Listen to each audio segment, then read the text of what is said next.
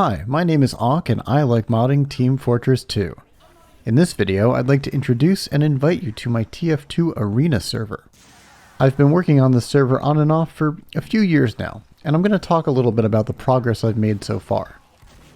Now, before I start talking about how this server changes up Arena mode, first I'd like to take a moment and talk about what Arena mode actually is. See, most people watching may not be familiar with Arena since it was introduced way back in 2008 and abandoned by Valve almost immediately.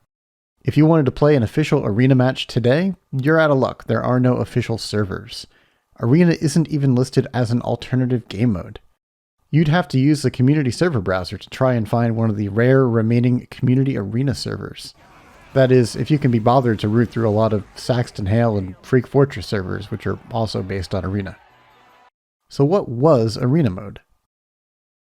Well, on the face of it, Arena was a pretty simple game mode, although there were a few interesting quirks. Arena had 3 teams of 8 players each, though of course in traditional TF2 fashion, only 2 of those teams were playing at a time. The third team would be sitting out watching the other 2 teams play. The goal of the game mode was simple. There were no objectives to capture or escort, you just had to kill everyone on the other team to win. Sounds like a pretty simple concept, so what went wrong with it? Well, I could point to all the weapon and balance changes that have been made since the introduction of Arena mode without Arena balance in mind, but even before those changes, Arena had some serious issues.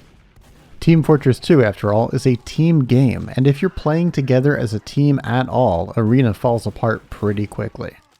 If players stick together and play as a team, it's easy to turn a small early advantage into a steamroll. Take down the other team's medic, and there's hardly a point in playing the round out. You know they're not going to win. If you end up in a situation where you're the last man standing against a significant numbers disadvantage, the other players can simply group up, act like a team, and make it impossible for you to get a kill. There's no incentive in Arena mode for players to spread out and take on risky one-on-one fights. And then there's the other problem, the rounds that never seem to end and go on for far too long. You see, when your win condition hinges on every single player on the opposing team being killed, well, there's one obvious problem with that. What if somebody just hides? You know, especially in a game where you've designed a class dedicated entirely to doing just that.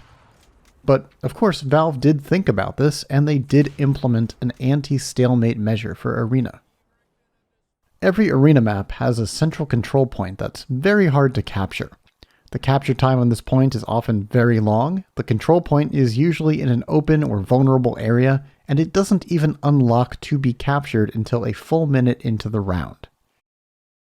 Obviously, this point isn't the main objective, but if a team does manage to capture it, it's an instantaneous round win. Due to the difficulty of capturing the point, it's obviously only intended to be captured if the other team has stopped putting up a fight. And that way, the team that's achieved map control can just end the round and get on with it. Unfortunately, in the real world, nobody ever goes for this point. Anyone who's played Arena for a few rounds knows that it is the lamest way for a round to end. It's just so anticlimactic and unsatisfying. In fact, some of those rare remaining community servers might even kick you for trying to go for it. So instead, you end up with these rounds where people are playing based on house rules, and a hiding player or turtling engineer in one section of the map just prolongs the inevitable. Even though you know they can't possibly win, they keep most of the players from playing the game anyway. Now, I like the concept behind Arena mode. I like that it's high stakes, that you have to play more carefully than in other game modes because you don't get a second chance. But these pacing issues make it difficult to play for anything more than a few rounds at a time. So, some friends and I set about trying to fix it. We wanted to change Arena in a way that would preserve the parts that we liked, the higher risk gameplay, the strategic use of health and ammo, but try to do something about the parts we didn't like, the boring rounds, the steamrolls. One concept that ended up playing out really well was this one. What if that control point didn't end the round, but instead it did something to influence the outcome, like giving the capturing team some kind of buff? What kind of buff? Well, there's no bigger buff to an arena team than respawning all their dead players. In fact, we found that if we made the point just a little bit easier to capture, it would give a team that wasn't doing so well a high-risk, high-reward play to try to bring their teammates back and change the outcome of the match. But since we've made the point do something else, that means we've taken away the anti-stalemate measure. Doesn't that mean that rounds will go on forever? Actually, we implemented a smarter anti-stalemate system. A timer starts ticking down at the very beginning of the round, and so long as anything is happening in the game at all, whether it's deaths or respawns, time keeps being added to this timer. If the timer should tick down to 0, we award the win to whichever team had the most players up at the time. By making the stalemate system non-optional, it means no one can try to leave a round going on for a while. Eventually, all rounds must come to an end. In practice, we almost never see timeouts because players know that loitering around the map doesn't accomplish anything. No one's forming house rules to try to slow things down. It turned out, having the control point perform team respawns ended up being a really fun and rewarding mechanic. But, as players got better, it came with its own problem. Really, this was a problem present in normal Arena too, but making the point so important exacerbated it. More experienced players would start to gang together and guard the point, making it impossible for a team with a numbers disadvantage to come back. Steamrolls were still in the game.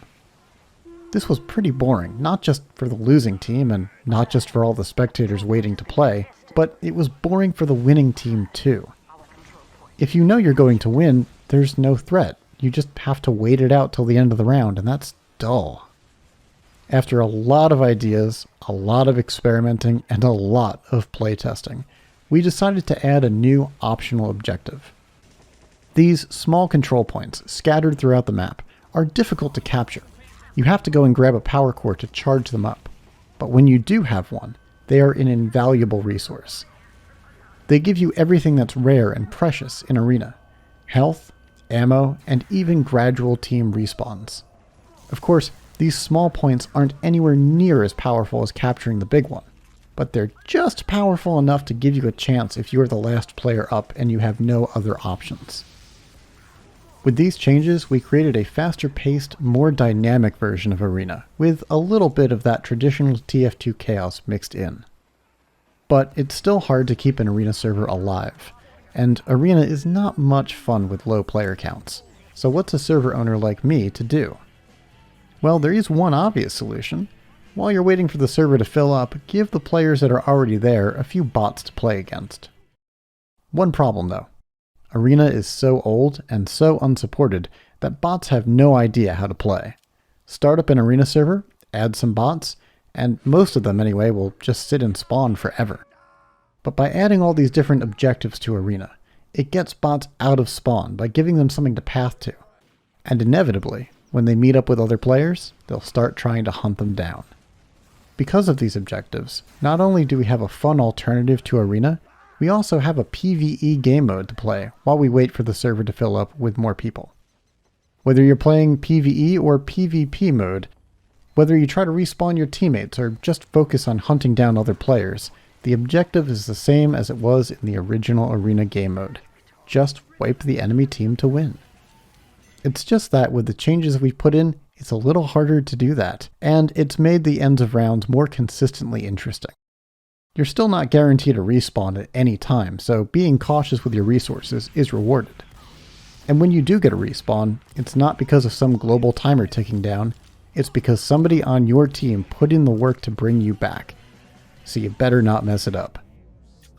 Oh no. Oh no. Oh no. Jeez. If this sounds interesting to you, please come check it out.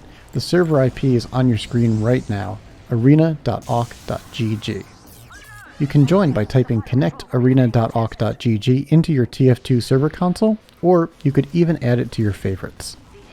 If you want to be notified of future playtests or updates to the game mode, join my Discord at awk.gg. Thank you very much for watching, and I hope to see you in the server.